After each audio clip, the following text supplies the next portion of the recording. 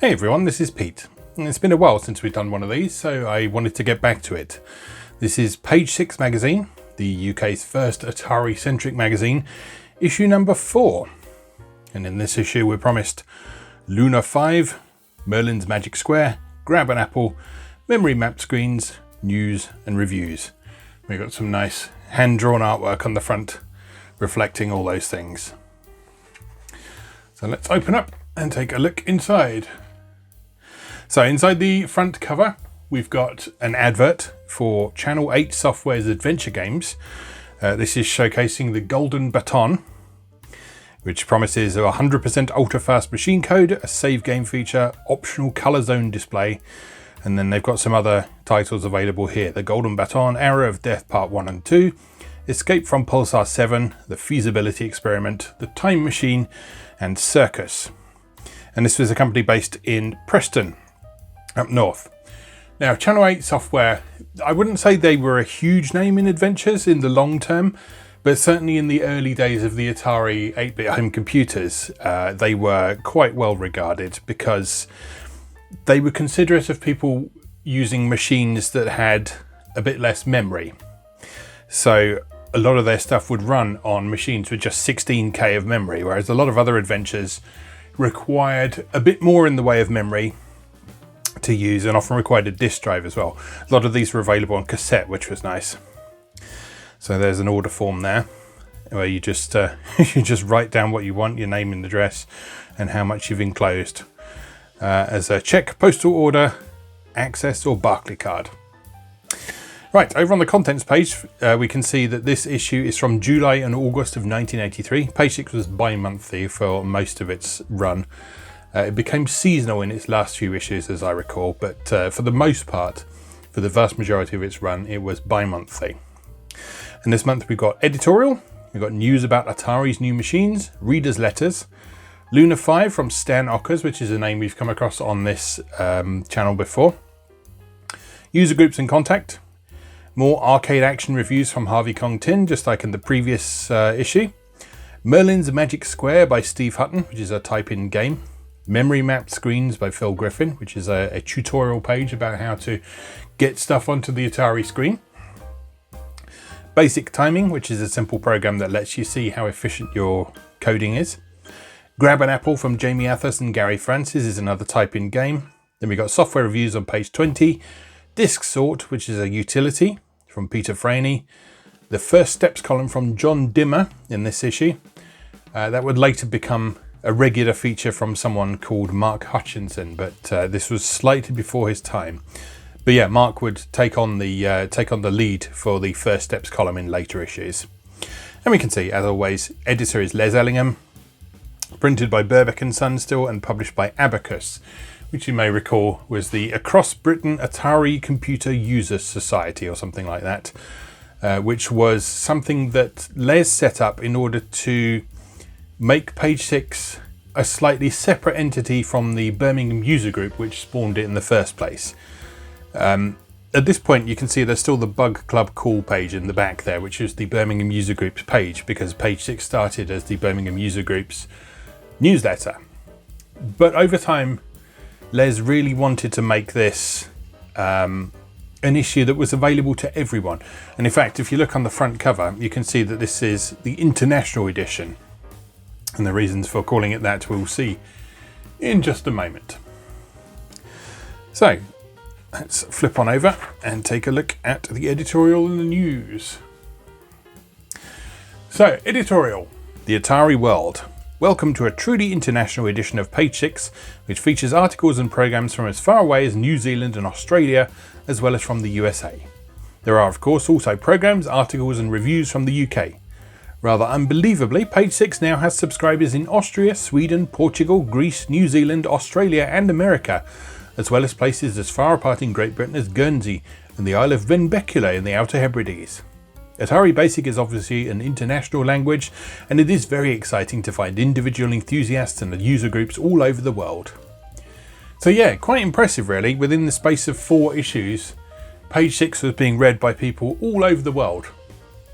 Now this was partly due to user groups communicating with one another as they did back in the day. It would have partly been due to international magazines like Antic and Analog in the United States calling out Page Six and perhaps offering people the opportunity to subscribe from the States, just like Page Six offered the opportunity to subscribe to Antic and Analog from the United Kingdom. But yeah, that's an impressive achievement within the space of just 4 issues. So, the editorial continues. The purpose of having an international edition is twofold. Firstly, to reflect the wide interest in Atari computing and share our knowledge and understanding, but more importantly to show users in the UK that we are in danger of being left behind. You would expect the folks in America to be fairly advanced in their knowledge, after all they invented the machine, but it came as quite a pleasant surprise to find that there's quite an active Atari community in New Zealand and Australia. What's more, the articles and programs featured in their user group newsletters are of a very high standard. So where does that leave us? Seemingly a long way behind, but I can't really believe that British Atari owners are not capable of producing some really good programs and articles. Some of these have been featured in this and previous issues of Page 6, and all those contributors can be proud that their work is being seen all over the world. But there is still a need for many more articles and programs. It's not that we can't understand computers, just look at the number of programs written for other machines like the BBC and Spectrum. So come on Atari owners, get in touch if you have a program or article which could be featured in Page 6. It is very nice to be able to feature programs from overseas, but Page 6 ought to be a forum for exchange of ideas and programs, and I hope that we in the UK can provide our overseas friends with something of interest. Now, if you've watched the first few entries in this series, this will all sound very familiar.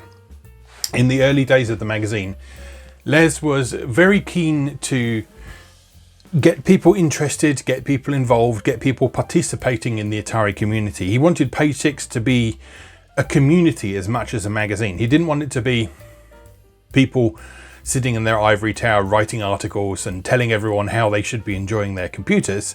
He wanted it to be a community effort. He wanted people to contribute. He wanted people to participate and create their own programs and share them with the community. And as he says, help make the UK Atari scene become an international Atari scene. And over time, he did succeed. These first few episodes, there are quite a few moaning editorials about how people aren't sending him anything and how he's worried about the future of Atari and all that sort of thing.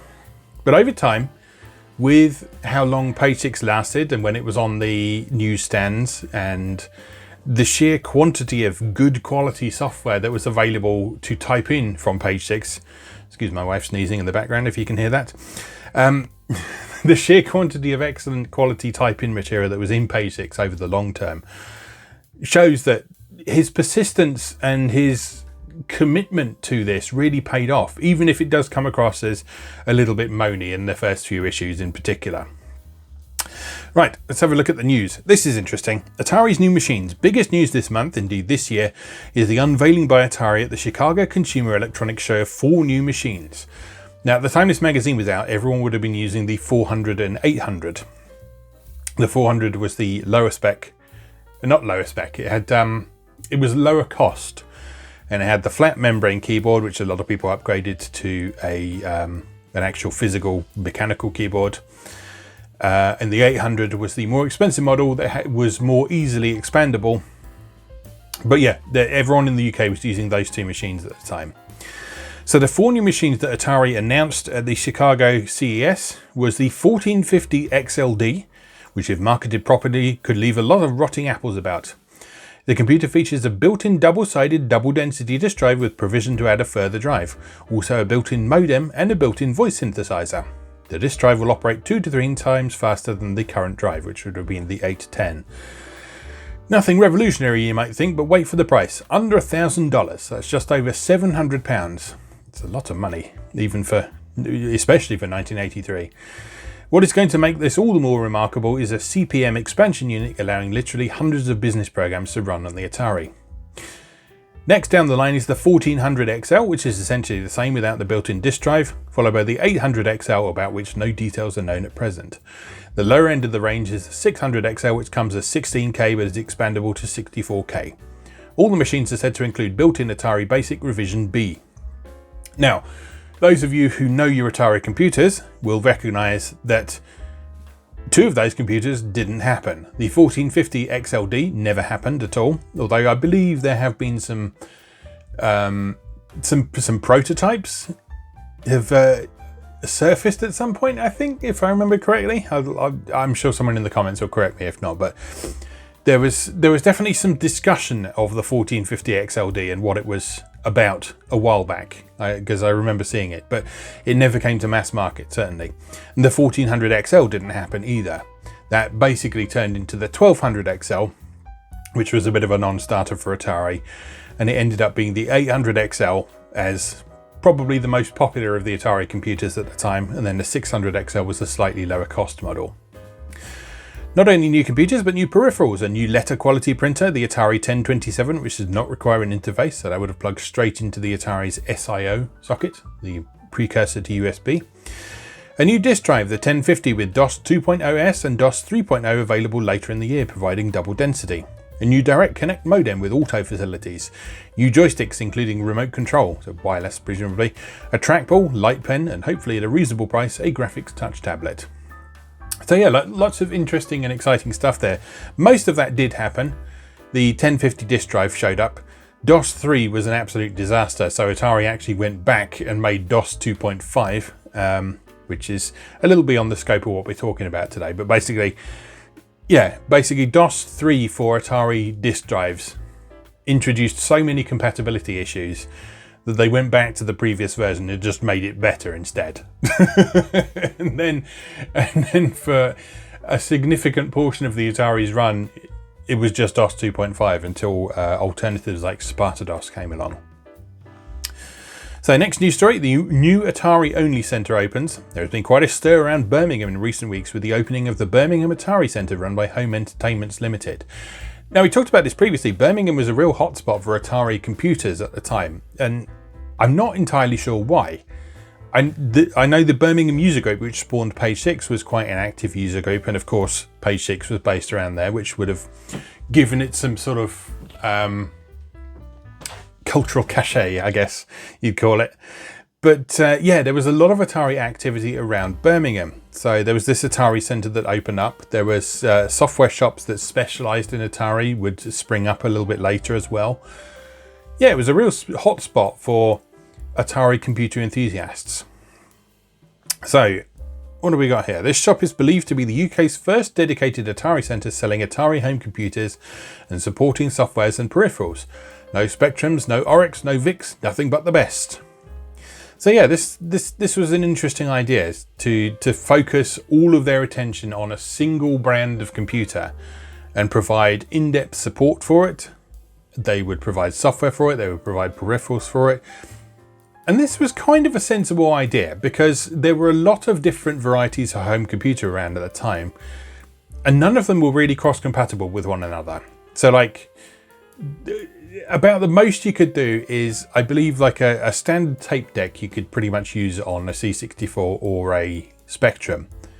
But on an Atari, you would need a tape deck with an SIO interface, so that wouldn't be compatible with Spectrum ones. Disk drives weren't compatible between the different things. Printers weren't compatible between them. The interface that he mentions there, that was a box you'd have to buy if you wanted to use a printer that would work with several different types of computer. Whereas the Atari printers would just plug straight into the Atari computers themselves. So at the moment, the company is concentrating on providing a first-class service for users in the West Midlands. They will shortly turn their attention to mail order, but only when they know they can extend their service to this area. They've also introduced a home demonstration team, again staffed by people with Atari background, to provide you with a demonstration of the Atari computers in your own home, where you can see the machines to best advantage and ask whatever questions you wish. Imagine that now. Imagine that now. You go into a computer store and you say, "Can you come to my house and hook up a computer and show me how it works?" That's what we had there. Really interesting, very different time. Adverts on these pages, we've got Birbeck and Sons, who, as we saw, are still printing Page 6 at this point, and Sherwood's Photo. As we've previously said, a lot of photo places, a lot of photo shops would also do various kinds of homewares and things as well, including computer software, computer hardware, computer accessories, that sort of thing. And phone for the keenest price, or call in. 32K and 48K RAMs plus replacement keyboard for 400. Full range of independent software. So they were offering some popular upgrades for the Atari home computers there. such as the actual physical keyboard for the 400. All right, let's move on to the input page, which is readers' letters. So first one, we've got a correction to the calendar program from issue 3, where someone spotted that there was a mistake in it where it wasn't calculating leap years correctly. Down here we've got, "Dear sir, after purchasing issue 2 of your magazine, I felt I must write to congratulate you and send a subscription for the next 6 issues. And here we've got a useful tip for users of the 400 and 800 who are running into a persistent issue where after you'd been working in BASIC for a while, the machine would lock up. And if you hadn't saved your work, that was that. That was that, you just lose it. So this person here reckons that they found a solution to it, which is poking the value of 6 into memory location 832, which he reckons solves the problem. Now, in the next issue of page 6, you'll see some letters from readers who did a little bit more research into this and found that memory location 832 is controlling the input-output part of the Atari. And then when you turn the computer on, it's already poked to 6. So that shouldn't do anything. But apparently it did work for some people. Eventually, Atari did issue a version of BASIC which didn't lock up, which was revision B BASIC. And that introduced a bunch of its own issues. And then they came out with revision C a little bit later, pretty much alongside the 800XL, I think. And then that was built into the 130XE and the 800XL. So, moving on. Dear sir, with regard to TC Meyer's letter in issue 2 concerning difficulty in loading a program, I have some information which readers may find useful. So here's a bit of information about saving and loading from cassette and what the different sounds you hear when you're doing that mean. The Atari was quite interesting because it made a lot of noise when you were doing anything with the input and output part of it. So when you load things from disk, you can hear a persistent bleeping and clicking sound, which represents the data being loaded into the system. And when you're loading a tape, you hear a series of tones. It's not quite the same as the screeching that you hear on the Spectrum and sometimes on the C64. It's a different sound altogether. And the reason for that is because the Pokey chip, which generates sound on the Atari, was also responsible for doing a lot of things with input and output. So working with the SIO port and external accessories like disk drives and tape decks and that sort of thing. And so it naturally made a sound when it was processing data through the Pokey chip. Continuing on. Dear Les, congratulations on a steadily improving magazine. Maplin of Southend, Essex do upgrades on the 400. They also state that their uplift does not invalidate the Atari guarantee.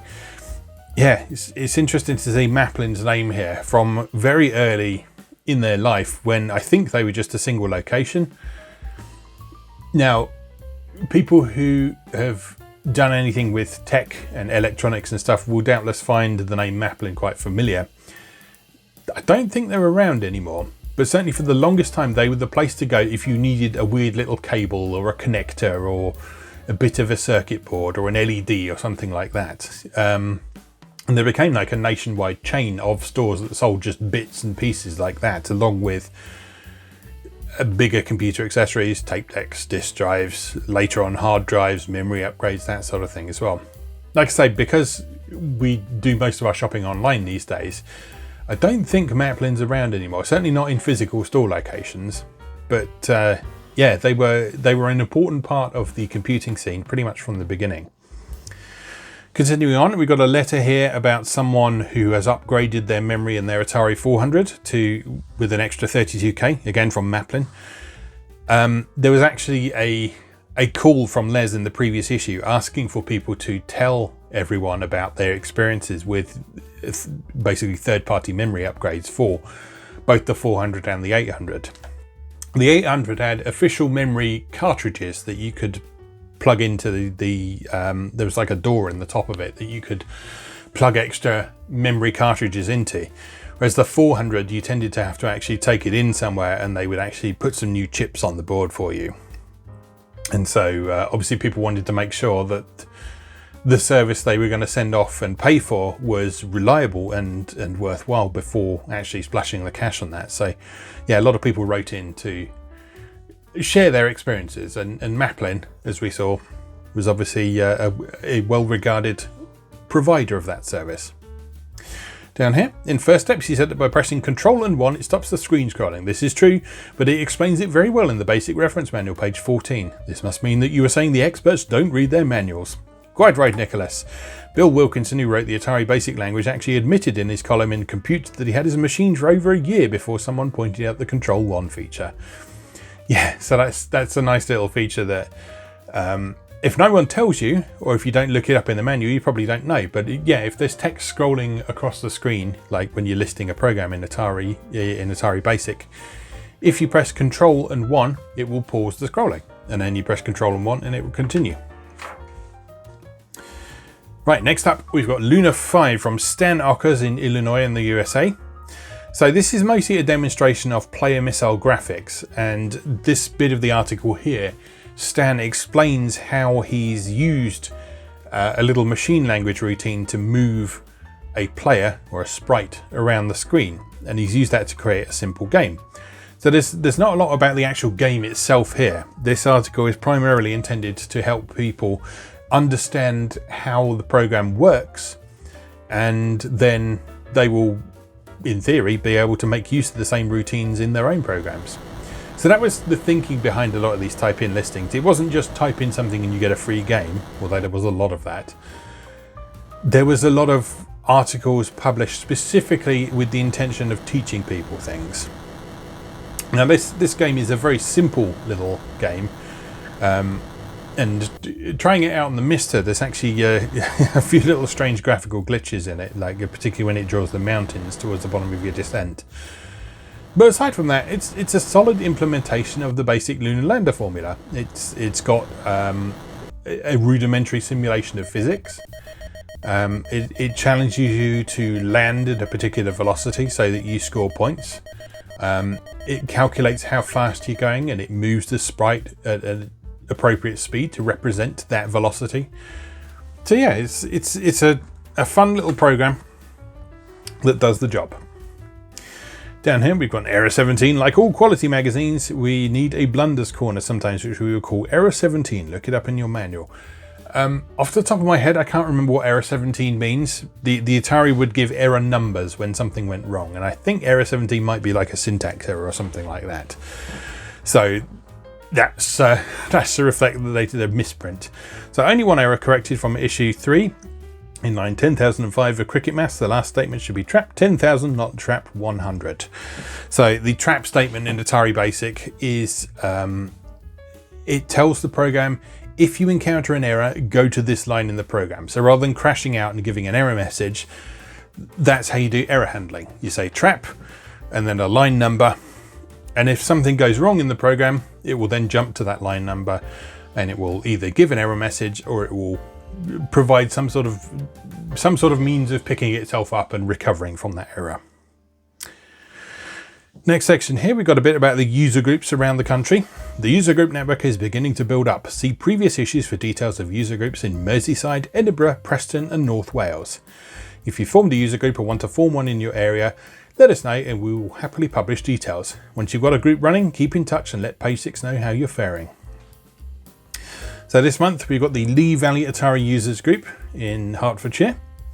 We've got the Norwich Users Group run by Ken Ward, or Ken and Sherry Ward rather, who did their own newsletter called Nugget. I wonder if that's archived anywhere. That would be quite interesting to find.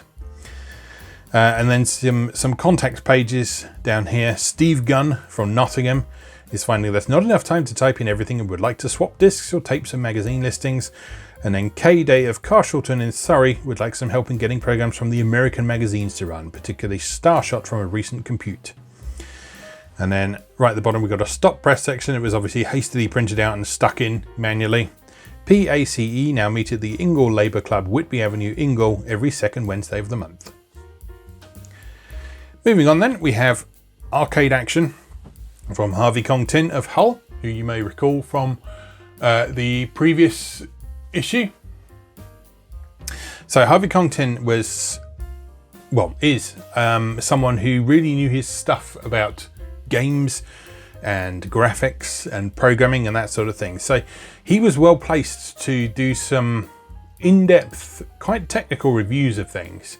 And he would subsequently go on to become someone who made commercial software for the Atari. And it's really interesting to see his sort of early days here in Page 6 magazine while he was living in Hull. I think he then moved back to New Zealand, if I remember correctly, something like that. But yeah, this month he is covering Zaxxon from Datasoft. This is an adaptation of a popular 3D arcade game for the Atari 400-800 computers. You are the pilot of a space fighter craft that flies through a heavily defended space fortress in pursuit of the robot Zaxxon. You have to fly through gaps in walls and choose to shoot fuel dumps which when hit refuels your own craft, tank guns, radar dishes, parked enemy fighters, or avoid them. After your first pass through, you face enemy fighters flying in outer space. Having survived, you take on the fortress again, this time with high walls and force fields. Low on fuel, you have to shoot what fuel dumps you can, and then position your craft at the right height to pass through the narrow gaps between the walls and force fields. At the back of the fortress lies the Zaxxon robot with his deadly homing missiles. All you need is 6 direct hits on Zaxxon to destroy it. Having done so, you've cycled through one complete phase of Zaxxon, ready to take on the next difficulty level. So yeah, the Zaxxon port for Atari 8-bit was actually pretty good. There were a couple of different versions available. You can see up here, the cassette version requires 16K and the disc version requires 32K. That's because they were actually a little bit different from one another. When I covered Zaxxon on the Atari A to Z series, we saw some of those differences. So the 16K version was a little bit simpler. It didn't have quite as many features as the 32K version. But Harvey's quite critical of it down here. Datasoft has not produced a faithful adaptation of the Sega game, and this would disappoint many unaware buyers of the game. It is still a reasonable playable 3D game for the Atari and will amaze those who have not heard of Zaxxon before. Now that's a little bit harsh, I think, because Zaxxon was running on relatively advanced arcade hardware for the time, doing its diagonal isometric scrolling and its simulated 3D and relatively high resolution graphics for the time. But yeah, he notes that the 3D flying difficulty is present as in the arcade, but the fortress is somewhat barren in comparison. This will disappoint arcade followers of the game who keep going back to the arcade machines to play this visually stunning game. There's also the deluxe version in the arcades with its cute dragon to fight. So yeah, a little bit harsh there, I think, but it's not inaccurate. It's not inaccurate to say that the Zaxxon for Atari 8-bit is not an identical copy of the arcade version, but it was a decent version. It was a good game. He then moves on to Kicks, which is available for a 16K ROM. This straight adaptation of the arcade game is bound to please those wanting a game that is so very different from the very many space shoot-'em-up games. The object of the game is to draw boxes covering 75% of the screen, and any percentage over 75 is awarded times 1,000 points. You start with 3 markers and move on to a new screen when 75% or more is covered. So yeah, Kicks is a Taito game from Taito America. It was one of the few Taito games that was developed in America rather than Japan. It's a cool game, but I actually prefer playing the Atari 8-bit version to the arcade version because the Atari 8-bit version is quite a bit easier. And there's a number of reasons for that. One, the screen is oriented differently. Kicks in the arcade was a Tate mode game with a vertical screen. So you don't have much horizontal space, whereas when you're playing on the Atari, you have quite a wide play field. Secondly, the Atari version has a much smaller Kicks, so you have a lot more room to maneuver around it. Whereas in the arcade mode, in the arcade machine, it's very difficult to avoid at times. And also the arcade version and the Atari version run at quite different speeds as well. If anything, the Atari version is a little bit faster, but I think that it suits the game quite nicely. It works well for the format. And it's a good looking version that again isn't super authentic to the arcade original, but I think it's a good version of it. The graphics of the game are very simple, but the sounds are pleasing and unique, just like the arcade. Because you're free to draw any rectangular shapes that you think might work, this is a game of strategy and planning. After a while, you'll find that filling in 90% of the screen is not too difficult, but 98% or 99% takes some planning and luck. Now, I find it quite interesting that he doesn't criticise this version of Kicks for not being authentic to the arcade version, when he was very harsh on Zaxxon for specifically not being authentic to the arcade machine. When in fact, I think Zaxxon is closer to its arcade incarnation than Kicks is. Now, that's not to say anything against either of those games. I like them both, but yeah, it's just interesting that Harvey chose to pick on that in one case and not the other. Moving on, we then have Merlin's Magic Square. Merlin's Magic Square is an entertaining little program to test your logic skills. Instructions for play are included on the screen. The program listing contains plenty of remarks for you to follow. Pay particular attention to the inverse spaces required in lines 350 to 370. If you want to change the colour of the screen, alter the set colour statement in line 30. Also adding set colour 1014 will brighten up the display. So yeah, this is a simple little game that's loosely based on the lights out puzzle, where you turn the light on or off and then lights nearby will change. Now, it's not an exact implementation of the lights out puzzle that you might know, because it doesn't it doesn't turn the lights on and off in exactly the same patterns as the traditional puzzle, but it's still a fun puzzle that you can spend some time playing with. It randomizes your starting position each time, so you can see how many moves it takes you from different starting points. And obviously, as it's all written in BASIC, you can customize this to your own liking. So you can change the colors, change the sounds, change the things it says on screen, change the way it scores you, all sorts of things. So quite a simple little program, but an effective one. Over here, we've got an advert for Calisto Computers with some very tiny print, giving you an idea of what software was available at the time and the prices that you were paying. So it looks like a lot of Atari software you were paying about $17.99 for a cassette version, $28.99, $21.99 for disc versions in a lot of cases. So software was quite expensive. If you account for inflation, yeah, the software is quite expensive at the time, which accounts for why a lot of people, one, didn't have that many games and pieces of software for their computers, and two, why piracy was so rife as well, because it was so expensive. If you bought all of those games, that would be a significant amount of your money each month.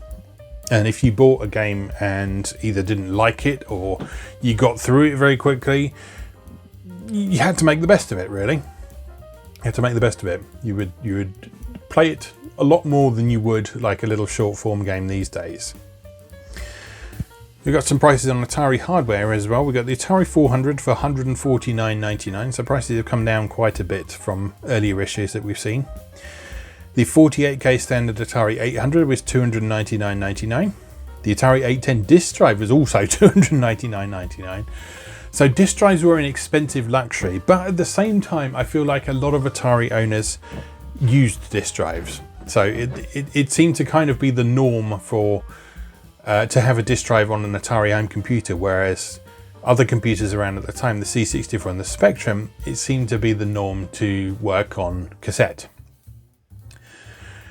Now, I know the C64 had a reasonably active disk scene as well, because there's a lot of pirated discs have been preserved from the C64 scene today. But certainly the Spectrum was very tape heavy.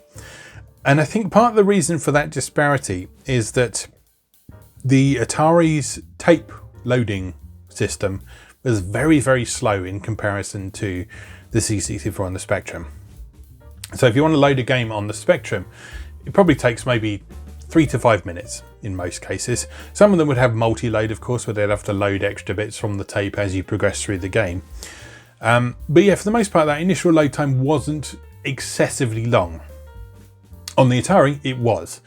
There are games that took 25 minutes to half an hour plus to load. A good example is Gremlin Graphics' port of Gauntlet, which we covered on the Atari A to Z series a while back.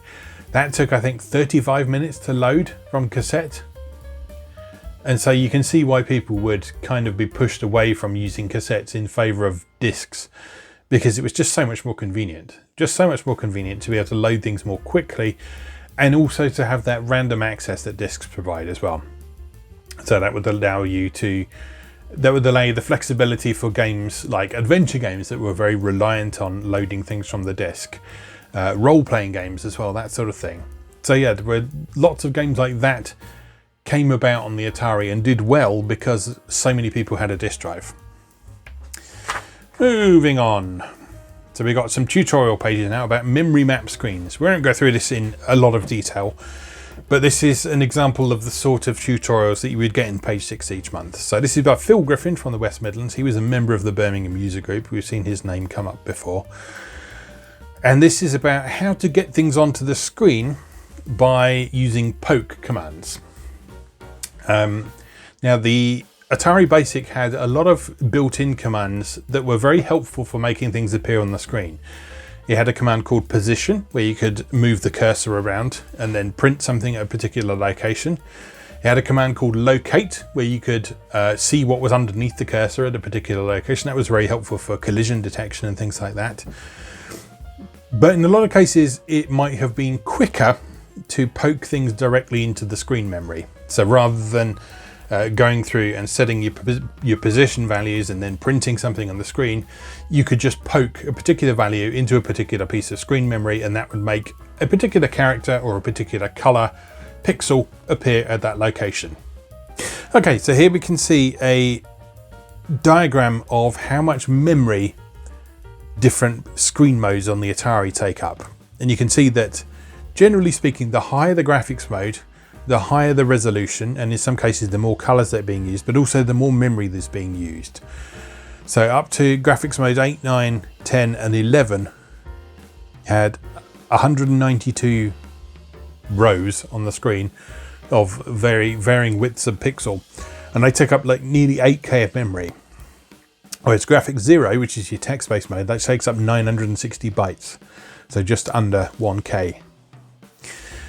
And yeah, the rest of this article goes on to explain how these different graphics mode works, and how to get things onto the screen by using the poke commands. And there's a demonstration program here that shows how you can poke a character onto the screen and then use the joystick to control it and move it around the screen.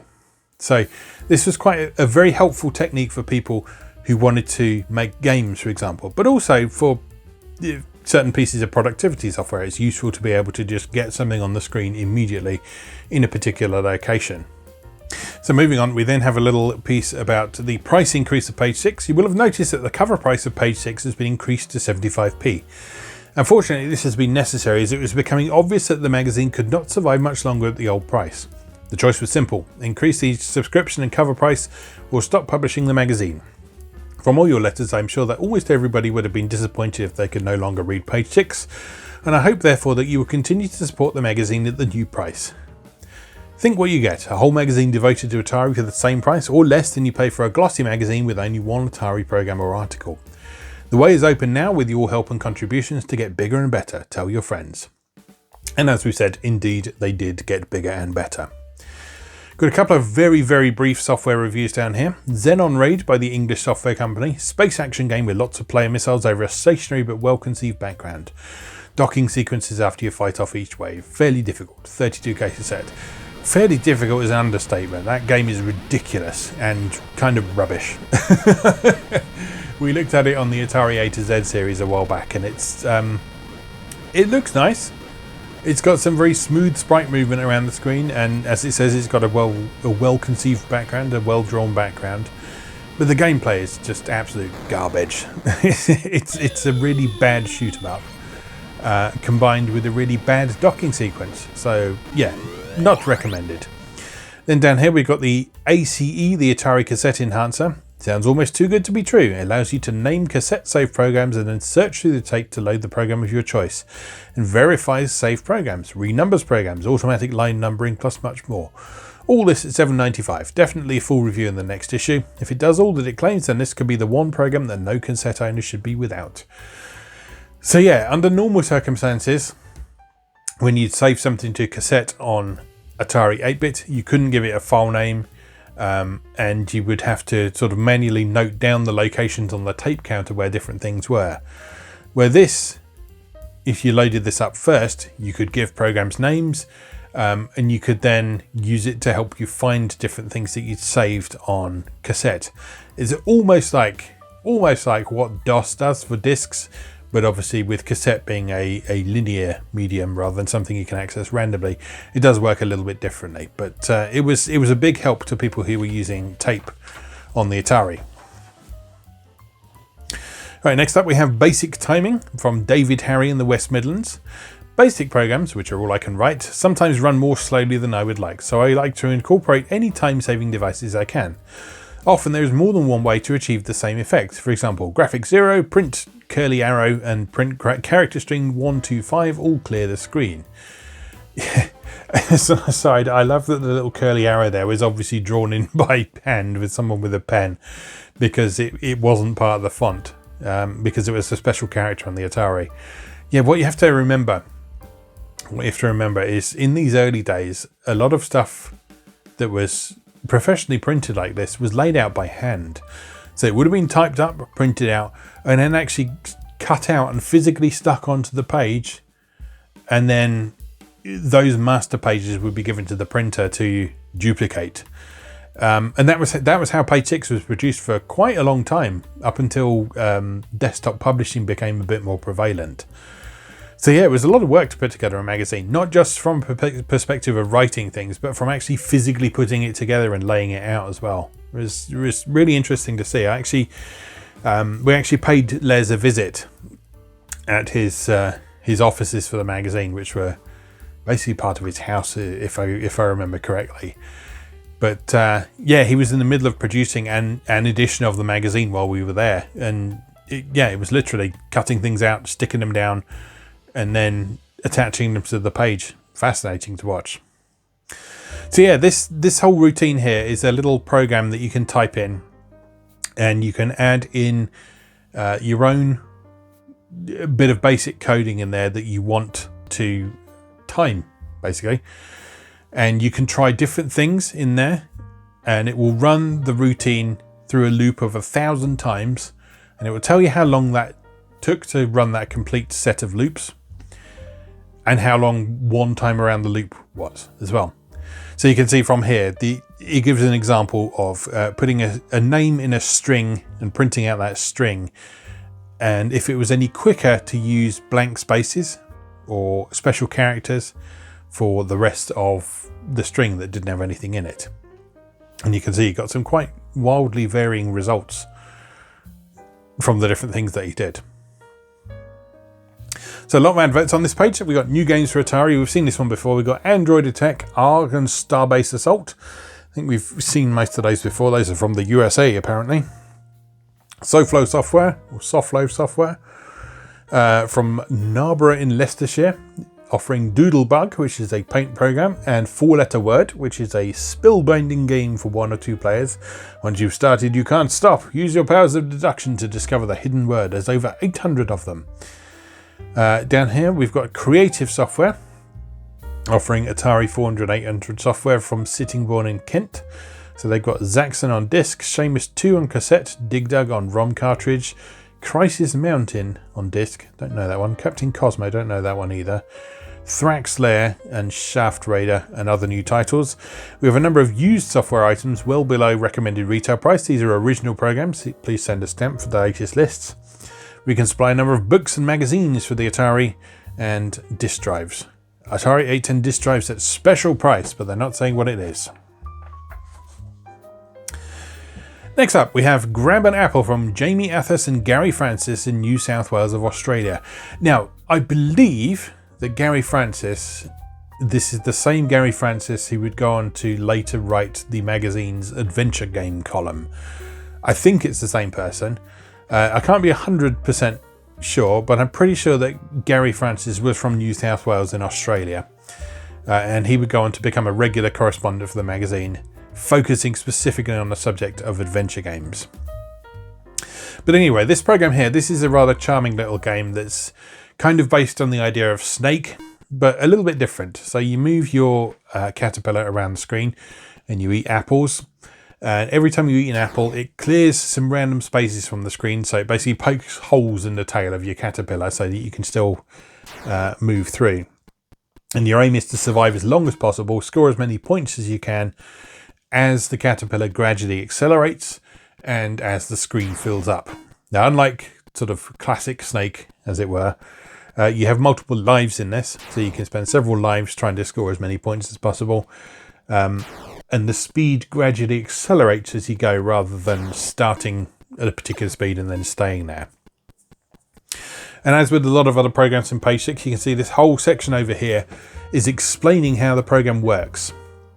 It's explaining how it's put together, what it does, how it uses the special graphics mode called Antic Mode 4, which was kind of a special case because you couldn't just access it using the standard Atari basic graphics mode commands.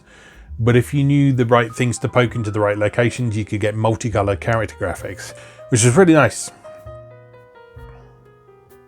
So yeah, this is a really charming little game that I'm very fond of, and when I was recording footage for this episode, I spent quite a lot of time playing it. Right, we then move on to software reviews. So these are some more in-depth reviews of some games. First up, we got Stone of Sisyphus from Adventure International, which is available for 48K machines on disc. Stone of Sisyphus has been advertised for some time in the American magazines with gory colour pictures inviting you to come into our dungeon. The Atari version promises full colour graphics on 2 action-packed discs. For once, it's all true. Stone of Sisyphus is true Dungeons & Dragons for your Atari. Well, maybe not quite so complex, being based more on the simpler tunnels and trolls, but nevertheless good value for all adventurers. You start by creating your character, or rather having one created for you, but you can reject as many characters as you wish. Rather a pity this, as you do not have to exercise any judgment, just keep playing through, and sooner or later you will come up with a good one. Then you go into the provision store, no choice, and the armory, where you can purchase any of 80 different weapons and 26 pieces of armour. When you've equipped yourself, it's time to venture into the dungeon. I won't spoil the fun by telling you what you will find in the dungeon, but I will say that the full colour graphics are all there and done very nicely, much better than the Scott Adams Graphic Adventure series. Colours are used well to depict the type of location you find yourself in, from dimly lit passageways to brightly lit rooms. There are puzzles to solve, treasures to find and collect, and monsters to do battle with. Every scene is well illustrated, and for once the graphics do add a lot to the atmosphere. If you're a D&D aficionado, you might find a few things to complain about, but remember that D&D is an immensely complex subject, and to pack a dungeon onto a floppy disk and get good graphics is quite some feat. Yeah, this is an interesting little game. I'd not come across it before, so I spent a bit of time playing it to record the footage for this episode, and it's an interesting game because it kind of combines conventions of adventure games with role-playing games. So, as it says in the review, you start off by rolling up your character, buying some equipment and so on. And then once you're into the quest itself, you get a sort of first-person view of locations that are drawn on screen and a text-based description of the room. And then when you're in the room, it generally offers you a few options as to what you want to do. You press a number key to, say, go west or whatever. And you'll pick up and find items as you go around the place, and you can use those items for various things. Some of them are treasures that are worth things that you need to take back, and you score points for them, basically, as in a lot of other early adventure games. But then you get into combat scenarios as well, where you have to fight off monsters, and you have to solve puzzles by using the items, and finding ways to manipulate the environment. It's a really interesting little game, actually, that I'm going to have to spend some more time with, and we'll do a proper play of on the channel at some point. Next up, we got Triad, which we have seen on the channel previously. Brilliant, a totally original arcade style game which combines the simplicity of noughts and crosses with 9 different arcade games. A winner all the way. The overriding objective of the game is simple noughts and crosses, nothing more. But to get your cross in the box, you have to play a complete arcade game chosen from one of the 9 available. Get killed and a nought goes in the box instead. 3 noughts and you lose. 3 crosses and you go on to the next level. What makes Triad so good, however, are the superb graphics of each game and the fact that it's not just a shoot 'em up game, for you have to think about each game at each level to figure out how you kill off the nasties. Let's take you through a game. You start with a noughts and crosses board with a nasty in each of the squares. As you press the trigger, these are scrambled to give you a random playboard, and you choose where to put your cross by moving a large window cursor with the joystick. Press the trigger again and you're into the game you've chosen. As I've said earlier, there are 9 games and they're all different. Happy and sad faces, bug-eyed monsters, butterflies, chess pieces, spiders, arrows, hornets, flying saucers and bats are your adversaries, beg your pardon. Each one requires a different technique. As you progress through the levels by winning at noughts and crosses, the screen gets more and more crowded and the action faster. The graphics stay superb throughout. Yeah, Triad's a really interesting game. It's a really fun game, actually, that, again, while I was recording the footage for this, I found myself playing quite a bit. It's you can tell it's quite an early game because it suffers from quite a lot of slowdown when the screen's getting a bit busier. But it's yeah, it's a really interesting game. Here's an interesting point. The review copy was hot off the press and I did not get an instruction booklet, so there may be even more in there. I couldn't figure out how you get the 2-player option, but the Adventure International catalogue says it's there. The instruction manual was actually quite useful for Triad because it gave you some tips on how to beat the different games. Otherwise you'd have to figure them all out for yourself, and some of them are a little bit obtuse. Some of them were a little bit obtuse, it has to be said. But yeah, it's definitely a good game, and as I say, definitely want to make the upgrade and disk drive worthwhile though. Looks like this was only available on disk. Next up, we got The Search from CS Software that was later republished by Red Rat Software, which is the version you tend to find preserved online these days. You don't get many graphic adventures for 16K machines, so The Search from CS Software was of considerable interest. First thoughts were that the graphic part would consist of ordinary characters poked onto a graphic 0 screen with the rest left to the imagination, so a text-based screen basically. But that isn't what The Search is like. This becomes apparent as soon as the game is loaded. Colour is used quite extensively and to good effect to represent your surroundings and the various characters you'll meet and objects you'll find. There are no high resolution graphics, but then you can't expect that in 16K without a disk drive, although this was also available on disk as well. The game is a fantasy adventure where your quest is to find a magic ring and return it to the blue castle from whence you start. Included in the package is a letter from the High Wizard Moradok. A nice touch this, giving you the benefit of the knowledge of what you might find on your travels. There are orbs for markers, mushrooms to eat for strength, a magic carpet to whisk you to other locations, treasure chests and more specific items like keys, a chalice and the great sword. The inhabitants of the land are an untrustworthy bunch and keep popping up at unexpected moments. You must decide whether to fight or bribe them or try and talk. Only your intuition will tell you the best course. Now, I'd not played this before. So I gave it a little go to record some footage for this episode, and it looks potentially interesting, but the difficulty is that I couldn't find the instructions preserved anywhere online. So this letter from the High Wizard Moradok that's mentioned in the review here, I can't find that online anywhere. So my experience with the game was mostly wandering fairly aimlessly, not really knowing what I was supposed to be doing. But there's some interesting ideas in there. Like it's got random encounters where you run across strangers, as it calls them, and you have the option to greet them or bribe them or attack them straight away. Combat is resolved mostly automatically, which is a bit of a shame. He points that out here. But generally speaking, you have a bit of an advantage if you are the one who attacks first. In my brief time with the game, I haven't successfully greeted anyone. So they all seem to be hostile. But yeah, there's a potentially interesting game there that I would like to find out a bit more about. But as I say, there does not seem to be a ton of information about that available online, which is a bit of a shame. We then move on to Shaft Raider from Program One Incorporated, which is for 32K cassette or disc-based systems. What do you do when you want to write a game that is better than Airstrike, Protector and Caverns of Mars? Easy, you write one that combines the best of all three and adds some improvements. That is basically what Shaft Raider is. I take slight exception to that because I played Shaft Raider to record footage for this, and it will probably not surprise you to hear that it is yet another scramble clone for Atari 8-bit, and not a very good one at that. It's got overly precise collision detection that makes it way too easy to bump into walls and objects and things. It's got some seriously dodgy collision detection on your shots, because sometimes you'll just shoot things repeatedly and they just won't be destroyed, which is a problem when there are times when you need to destroy certain ground installations for there to be physically enough room for your ship to pass through. And it's just not very good. It's not very good. So I'm sorry, Les, or whoever wrote this this review here, but it's not a particularly brilliant game. So he does point out a few things that are worth noting here. So the flak is quite dangerous, appearing at random, sometimes right on top of your ship, giving you no chance to maneuver. Yeah, this is some absolute nonsense in this game, where there's flak appears in the sky, but it sort of appears at random locations on the screen, and sometimes it just appears directly on top of your ship, and there's nothing you can do about it. Even worse, when you lose a life, you go back to the beginning of the level. And at the beginning of the level, you can sometimes be hit by flak before you've moved.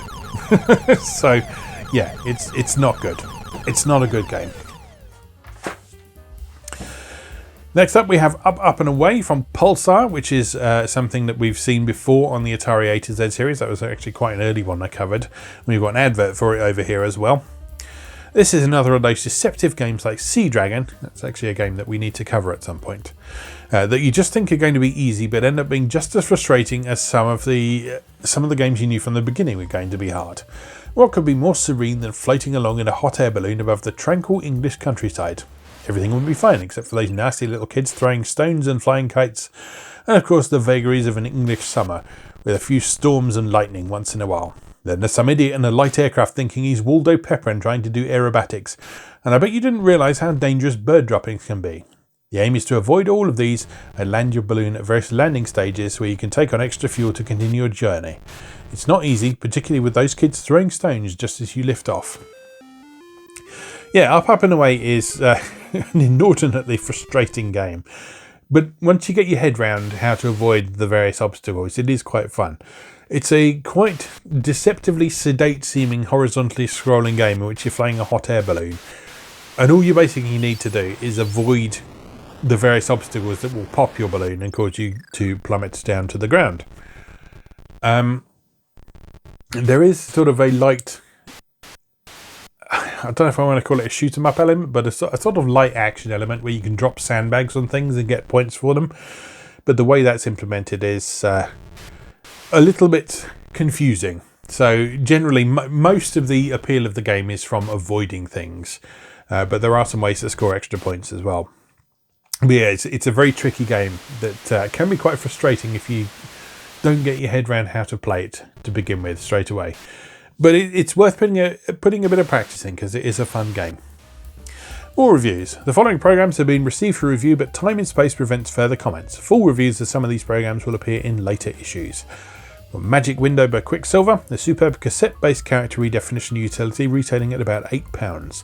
One of the best bargains you're likely to find. So yeah, character redefinition utilities were very useful on the Atari 8-bit because they would generate the data statements you'd need to do custom character sets, which were near essential for doing games and things, or just if you wanted to change the look of your program. Then we got The Constructor by Channel 8 Software. That's the same people who were advertising the adventure games inside the front cover. A comprehensive player missile editor allowing you to create up to 250 images and overlay or animate them and save for inclusion in your own program. Requires 48k. Again, similar sort of utility, but this time for designing sprites and generating the routines you would need to use those sprites in your basic programs. Monkeymath from Artworks. Great little maths education game for younger children with little monkeys trundling out the problems and a big chimp solving them. A combination of easy arcade action and education. A really nice program. Requires 16k. I managed to track this one down and had a little play with it, and yeah, it is absolutely charming. It's a lovely little game. There's a conveyor belt going across the top of the screen, and you can move the big chimp back and forth, and you get him to basically knock things off the conveyor belt into a machine to solve the various equations. It doesn't go beyond like the number 10 because it's mostly working with single digits, but it does do sort of addition, subtraction, multiplication, division at various different difficulty levels, or just straight counting as well. So it's quite suitable for those who are just getting started with maths and young children who are just learning to count as well. I never played that back in the day as a kid. I played some educational stuff on the Atari 8-bit, but I think I would have really enjoyed that if I'd had access to it. Then we got 4-letter word, which we saw advertised earlier. A sort of word mastermind requiring you to guess 4-letter words. 800 word vocabulary. Despite its title, all naughty words are carefully screened out. 16k cassette. Yeah, simple little game, written in BASIC, but it's fun. As it says, it's mastermind with words. So you just type in a 4-letter word, and it tells you how many letters in the right place, how many letters that are right but in the wrong place, just like in Mastermind, and you have to work out what the word it's getting you to guess is. And then Doodlebug, we saw that advertised earlier as well. And as I say, here's the advert for Up, Up and Away, which should have been $14.95.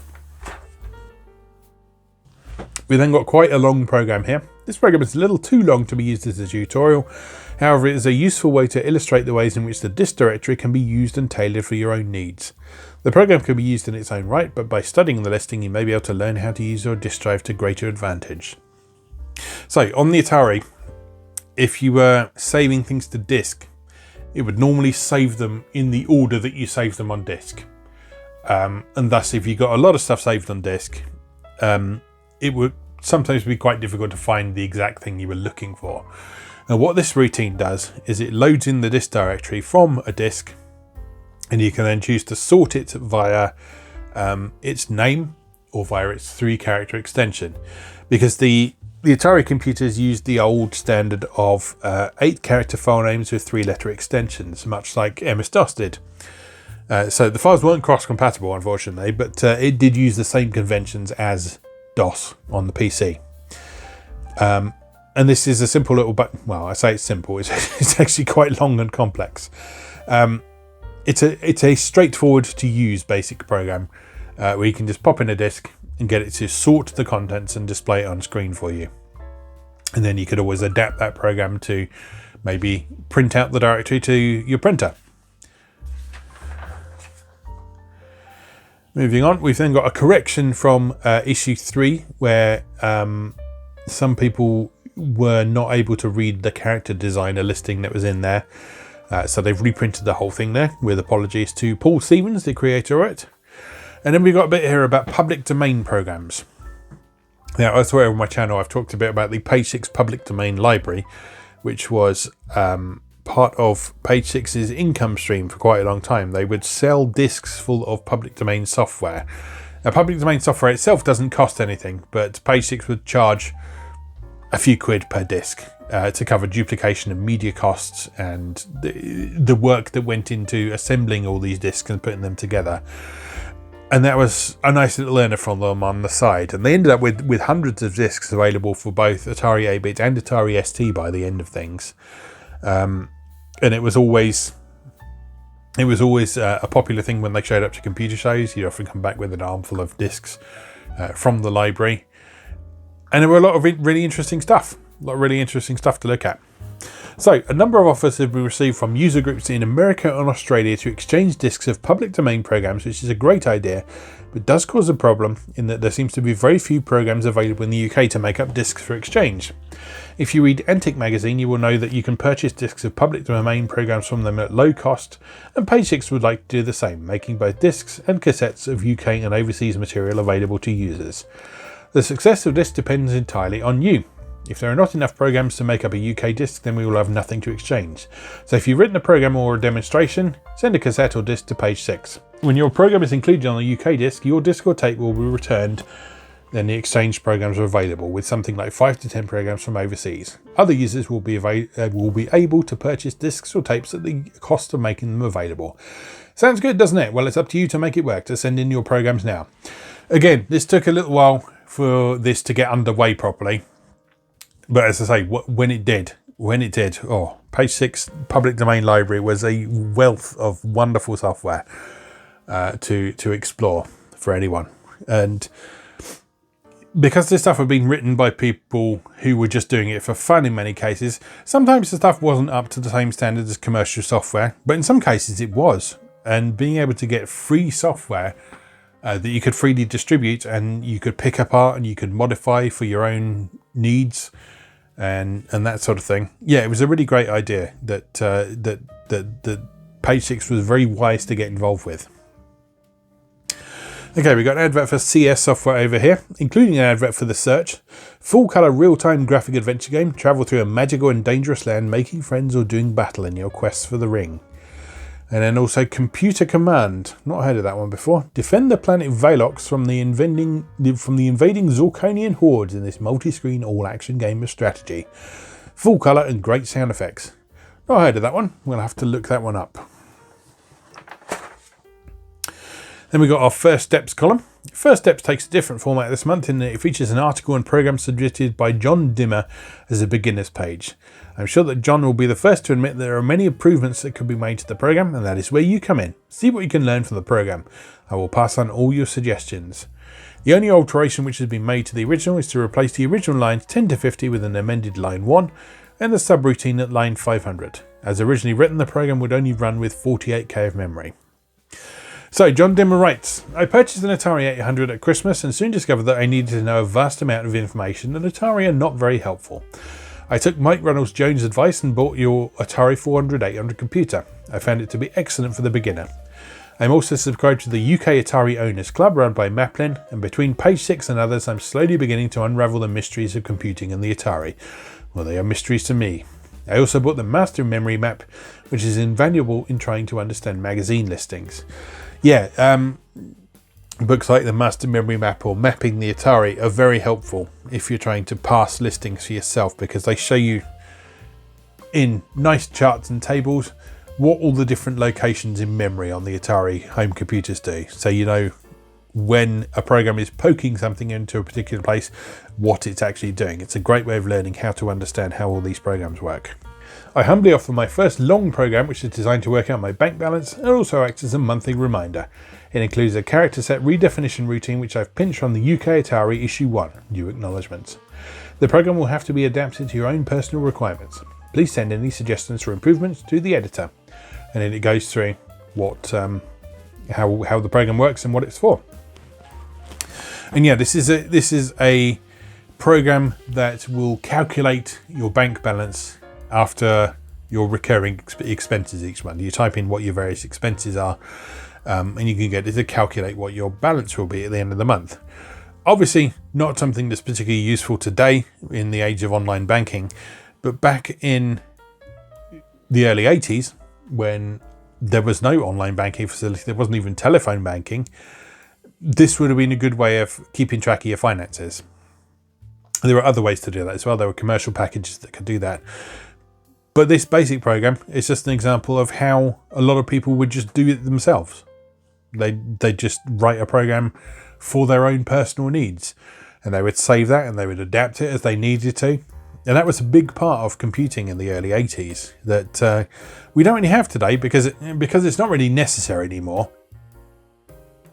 But it also means that overall, I think we're computer literate in a different way to we were back in the early 80s, because most people who owned a computer at the time would have at least thought about doing something like this for themselves.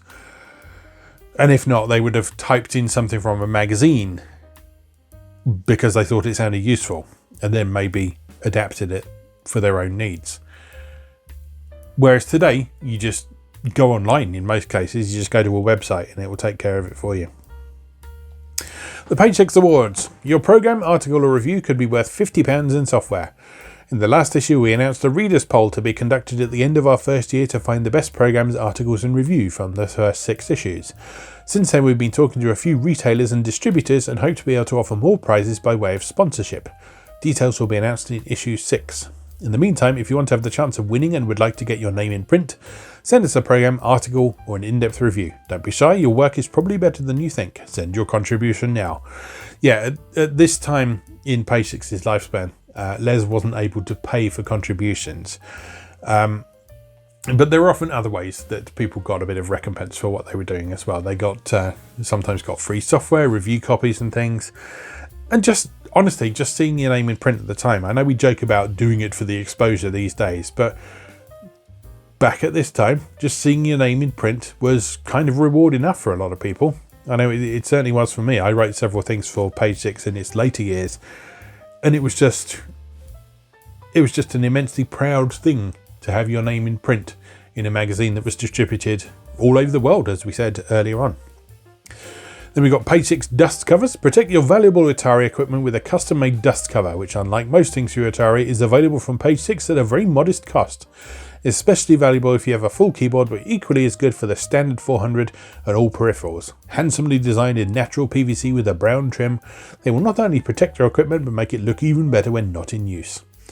So Atari 800, $295, $295 for the 400, $295 for the disk drive, $295 for the 822 printer, $195 for the cassette deck, also available for all other printers. Page 6 continued to sell dust covers pretty much right up until the end, if I remember correctly. We certainly had some nice sort of clear PVC ones, again with the brown trim, for both the Atari 130XE and the Atari ST as well. And they were good. They kept the dust off. And then finally, we have the Bug Club call, which is another opportunity for Les to have a bit of a rant. Do you realise how many areas of responsibility there are in organising a user group? We may not be fully undertaking them all, but the ideas are all there and could be fulfilled if enough members want them to be. Or would you rather come along to each meeting just for a social evening? The committee don't mind if that's what you want. It's far easier just to book the room and let everybody get on with it. The reason for saying all this is that the response to the items mentioned in the last club call was very poor, in fact almost non-existent. Thanks to the member who suggested an alternative meeting place, which we will look into, but apart from that, nothing. Nobody is interested in special interest groups. Nobody is interested in education. Is that really true? Now, as I've said, it's easy to be a bit critical of Les in these first few issues of him complaining about a lot of things like this, but having been in the position where I wanted to sort of lead a community of people and then you just get complete apathy back from the people that you're supposedly doing all this for, it is frustrating. It is annoying and frustrating when you put all this stuff out there and you invite contributions, you invite people to participate, and then no one does. It makes you feel like it's not worth bothering with, to be honest. So I absolutely do not blame Les at all for writing things like this. In the future, certain people on the committee will assume responsibility for the various areas of interest so that now you will know who to approach when you have any ideas or want to participate. Starting at the top, Mike Reynolds-Jones will be responsible for arranging demonstrations and for liaison with retailers. Mike Aston will be responsible for education, maintaining notice boards and future projects. Keith Mason's responsibilities will include libraries, special interest groups, special events and looking after the hardware. Angus Irons, who is now treasurer in place of Steve Gold, will assume overall responsibility for merchandising, but other individuals will be looking after specific items. Mike Reynolds-Jones will be looking after sales of cassettes produced by the club. Steve Gold will be handling the sale of second-hand software as well as running the software library and selling blank cassettes. Colin Boswell has found a supply of discs at very reasonable cost, while Julian Bailey will be looking into the possibility of producing t-shirts and badges. There's even more. Colin Boswell will be in charge of a technical library and Les Ellingham will insist in getting people together in special interest groups. Overall responsibility for ensuring that you get a copy of the magazine will belong to Mike Aston. That's it. It's up to you to make the best use of whatever is arranged, or whatever can be arranged. So yeah, as I've said before, I kind of, I don't know if regret is the right word, because it wasn't my fault when I was born. But I am a bit sad that I never had the opportunity to get involved in user groups like this, because I think it would have been really fun. And I know Les here is expressing frustration at people not participating and so on, but I would have been well up for all this. I would have been well up for participating in special interest groups and learning about things and having people educating me about all sorts of things. So yeah, it's it's a real shame that this sort of thing doesn't really happen anymore. I know that there are sort of enthusiast groups who still do meet up and do things relating to classic home computers and things, but it's not quite the same as when these were current and when the stuff you would go along would be sort of quote unquote useful for your everyday life rather than being a hobby, basically. Finally, a test to see how many of you are interested in special demonstrations. Mike Reynolds-Jones would like to get together a demonstration of business software for the Atari with everything you can lay his hands on, including Atari Writer, Letter Perfect, Data Perfect, File Manager 800, Financial Wizard, Chipsoft packages and more. If you have any interest in business, put your name down. See Mike Reynolds-Jones. For the next club call, I want reports. I want pictures of Spider-Man. I want reports from each of the people responsible for the areas outlined above and from any individual member who wants to say something. The copy date will be 1st of August. Please write it down. Les Ellingham. So yeah, slightly sour note to end this issue on. But like I say, I completely understand where he's coming from. And his persistence did pay off in the long term, because Page 6 became a wonderful magazine. It became a wonderful magazine. It was full of excellent stuff, full of people participating, full of an active and passionate and lively and vibrant and diverse community of people who were all in it for the love of the Atari computers. Okay, so just finishing off then, we've got a little advert there for the Bug Compendium, which is 3 programs for only $3.95, also available to non-members of the Birmingham user group. And then over here, we've got an advert for the Home Entertainment Atari Centre, which I think is the thing we saw in the news. So what does it say? Dear Page 6 reader, welcome to the first in an occasional series of newsletters from Home Entertainment, your dedicated Atari dealer. We hope you find it informative and will not hesitate to contact us about any aspect of our services. So let's talk about some of our new services. And then they've got special orders, non-stocked products, magazine reservations. Yeah, and as we say, including magazines from the States like Antic, Analog, Compute and Softside. We're the only company to import Softside, which is internationally recognised for the quality of its listings and depth of reviews. So yeah, this would have been a good place to go to get your Atari software, hardware and magazines. And then finally, we come to the back page, which as always has a big advert on it for 25% off Atari software, this time from Micro C. So prices again, you'll see the standard prices again, sort of $17.99, $24.95, that sort of thing. But they've reduced a lot of prices to get people involved. So what have we got in this list? We've got Adventure International series, Alibaba, Alien Hell, Alien Swarm, Asteroids, Apple Panic, Bug Attack, Chicken, Claim Jumper, Clowns and Balloons, David's Midnight Magic, Fantastic Voyage, Fort Apocalypse, Frogger, Gorf, Guardians of Gorn, don't know what that is, Legionnaire, Magatari, Missile Command. Yeah, some good stuff in there. So early 80s was a good time for the Atari 8-bit. There was a lot of good software available. It wasn't cheap, unfortunately, but there was a lot of good stuff around, some really good games and some decent applications available as well. All right, so that is issue 4 of Page 6 magazine. As you can see, it's still relatively early days for the publication, but it is going well. It's been distributed the world over because this is the international issue, remember, the international edition. And as we continue to take our journey through the back issues of this, you'll see the magazine continue to grow and change, and let's get a little bit less frustrated about things and frustrated about some whole new things in later times. I just think it's fascinating to look back at the early days of this magazine and see how it evolved over time into... It talks quite a bit about the glossy magazines that never have any Atari listings in this, and it became its own form of glossy magazine partway through its run, which we will get to eventually over the long term. But I'm keen to go through this an issue at a time because I think it's just interesting to see the gradual evolution of things, and things like those news stories that we saw at the start with the 1450 XLD and the 1400 XL, things that never came to pass, that were big news at the time, but are often forgotten these days because they didn't happen. But it's interesting to think about what might have been in some cases. Anyway, let's leave that there for today. And it just remains for me to say, as always, thank you very much for watching, and I'll see you again next time.